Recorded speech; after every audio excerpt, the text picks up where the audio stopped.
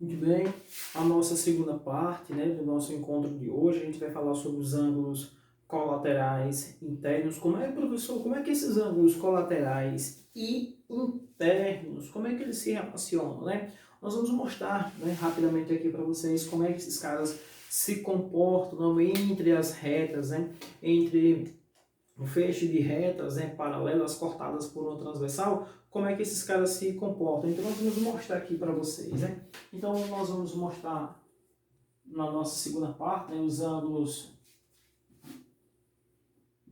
colaterais internos. Nós vamos falar sobre os ângulos colaterais internos, né?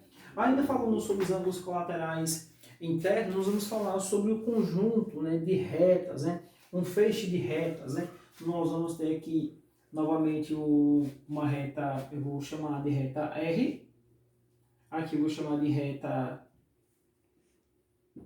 T, cortada por uma transversal. Essa transversal eu vou chamar de reta P, né? Professor, quando isso acontece, nós temos esse conjunto formado pelos ângulos colaterais internos, né? Os ângulos colaterais que estão dentro, professor. Nós vamos ver aí como é que vai ser formado essa representação. A primeira representação que nós vamos demonstrar aqui, professor, é os ângulos internos, né? Estão aqui, então eu vou chamar aqui de ângulo A e aqui de ângulo B, né? Ângulo A e ângulo B.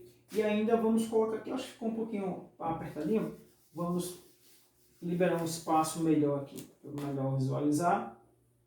Vamos liberar aqui um espaço melhor. Vamos liberar aqui. A reta é essa aqui. Save aqui. E a reta, chama aqui de reta T. Pronto. Acho que fica mais fácil aí para você visualizar. Então, professor, nós temos aqui essa primeira relação, né?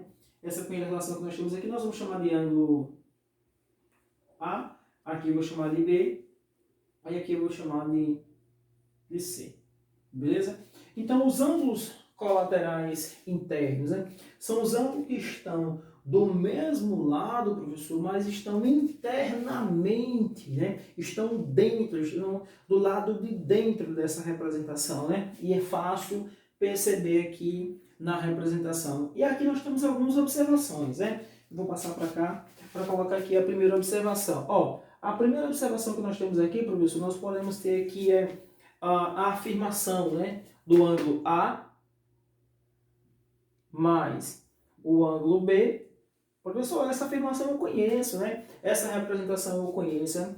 Essa representação, professor, vai me dar um ângulo de 180 graus. Esse ângulo de 180 graus, eu posso chamá-lo de duas maneiras, professor. Eu posso dizer que ele é raso, eu também posso chamá-lo de meia volta. Professor, por que eu chamo ele de meia volta, né? Opa, fácil de entender, né? A metade de 360, né? Meia volta. Então, observe que a primeira relação que eu tenho, que é interna, professor, é que eu vou afirmar que a representação do ângulo B mais a representação do ângulo A, essa representação me dá exatamente 180 graus, né? Haja vista que tem uma representação de um ângulo aqui com a formação de 180 graus, professor, do ângulo raso, né? Meia volta.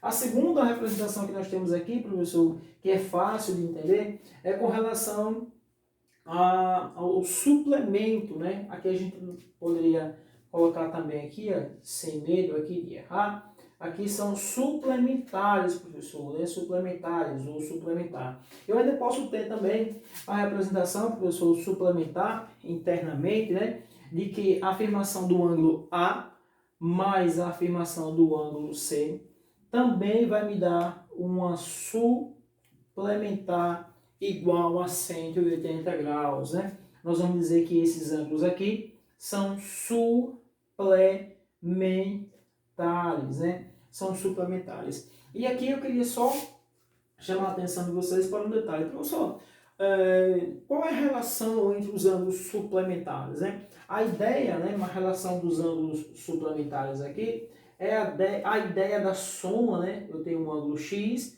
mais o ângulo y, isso vai me dar uma abertura exatamente igual a 180 graus. Então eu posso afirmar que o complemento de x, o suplemento de x é y, que por sua vez o de x é y, x, y, é igual a 180. Né? Um vai suplementar o outro. Então, professor, eu poderia ter aqui uma perguntinha básica, né?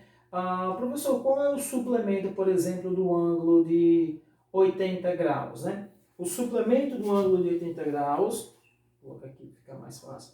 O suplemento de um ângulo de 80 graus, professor, é o quanto ele tem e falta para chegar a 100 graus, a 180 graus, né? Nesse caso aqui, o suplemento de 80 graus, professor, corresponde a 100, né? Haja vista que eu tenho um somatório aqui de 180 graus. Quando isso acontece, nós vamos dizer que esses ângulos são o quê? Suplementar ou suplementares. Um vai suplementar o outro na condição de que esses dois valores aí tenham exatamente uma medida de 180 graus, tá bom? 180 graus.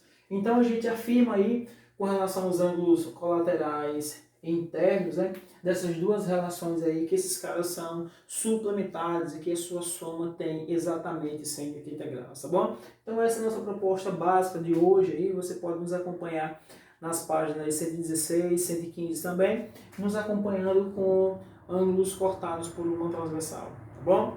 Essa é a nossa proposta de hoje. Um abraço e até a próxima.